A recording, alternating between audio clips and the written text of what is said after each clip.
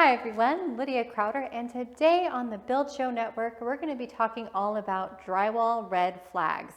So being in the industry as long as I have, I can walk on a job and be like, there's just certain things I'm like, ooh, that's bad. Or there's been times we've walked into a job and just walked away from it because there were just so many things that we were, just making us go like, that's bad. So very first, I'm going to start talking about price. If you are looking at bids from drywall contractors and you get one that is significantly lower than everybody else's price, that immediately should be a big red flag. Number one, you should not be underbidding everybody that much. You're either desperate for work or you're just going to take a deposit and run. Number two, you really want to go with somebody that's reputable, especially if someone doesn't have references. That is also a very large red flag. When we have a large portfolio, we've been doing this for 20 years. I can drive down the street and show you 10 houses I've done within the past, year or so. So make sure you're finding somebody that actually knows what they're doing, that they are pricing themselves fairly. Or something else that can happen too if they're underbidding is you'll wind up with a bunch of upcharges or extras at the end and then possibly wind up paying even more than you would have. So they'll add upcharges, they'll add change orders, they'll do all sorts of stuff to make those prices get to where they should have been in the first place. So you're much better taking an average bid or even going a little bit on the higher side if it makes sense for you and your project. Some other red flags are not asking for plans. You need to be seeing the plans so that way you can estimate your square footage, because board footage is different than floor footage. When we look at, floor square foot, that's just the floors. Board footage is walls and ceilings, so it's a lot more footage than just square feet. And then you also need to be asking, or they need to be asking you, what kind of corner bead you're doing, what level you're finishing to. That is huge. If you are not asking what level that everything's going to be going to, then you have no idea what kind of a finish you're going to be getting. So they need to be asking you, do you want texture? Do you want a level 4? Are we doing a level 5? What's happening here? They need to be walking the job with you, and you need to know what's going on. Another thing is proper storage of materials. These should not freeze, and they shouldn't be left out in the sun, and they'll get dry and nasty. And you also don't want super old stock or people showing up with a lot of nasty material that you can tell is not in the best shape.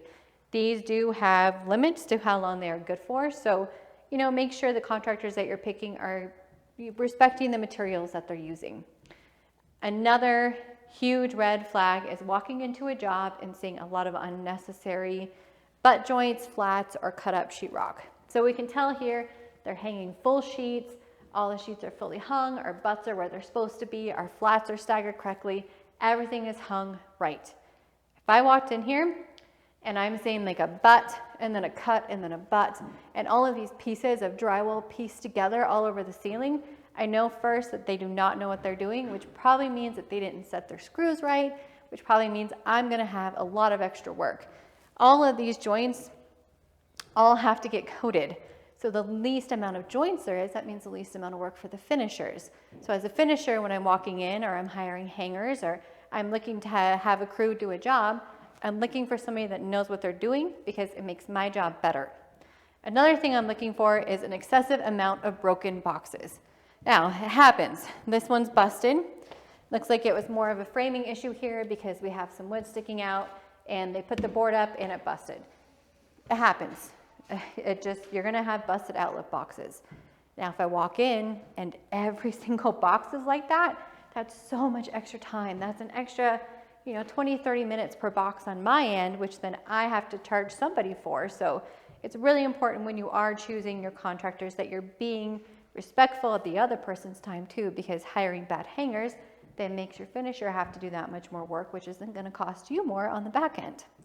Some other things to look for are, there's going to be some mud on the floor, but if you had come in and there's like big cow pie sized like mud everywhere, that's not great. You shouldn't be having excessive amounts of mud on the floor. You also want somebody that's not leaving really heavy edges. They need to be sanding and taking care of their work. Some guys like to sand a lot. We choose not to. So don't judge immediately, but there are some definite red flags with tape that's cut too short, tape that's lifting, mesh tape in corners is a huge no-no. That is a giant red flag. not setting your boxes properly. If you can walk in and you put a knife on a joint and it's humped, butts will be humped, but a flat, if you put, check a flat like this and you've got a bulge, that's a huge red flag. So there's just some things that you learn after doing it all these years. I'm sure a lot of contractors have things that they look for, but being a drywall professional, there are things I walk in and definitely look for. Angles are another one. These are just taped, but as you can tell, it's nice, it's tidy, it's clean. There's not a lot of overlapping tape. There's everything is fitting just like it should be. So those are really some things also that you want to look for. If there's corner bead that's lifted up, corner bead that's really short around windows, tops. I mean, most ceilings are 8 or 9 foot. You use an 8 or 9 foot stick and you put it up, but they're having issues and it's getting twisted or it's getting off. That's another thing you also want to watch out for.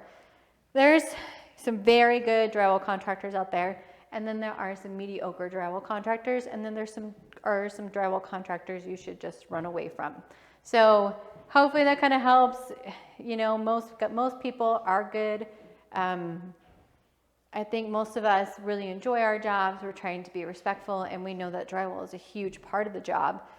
Setting yourself up with hiring good hangers, which then makes the job easier on the finishers, which then makes the painter's job better, which then trim carpenters and everything and everybody down the line. So, don't cheap out, don't do the cheapest, and then also kind of check in on the job and just make sure everything's running smoothly for you.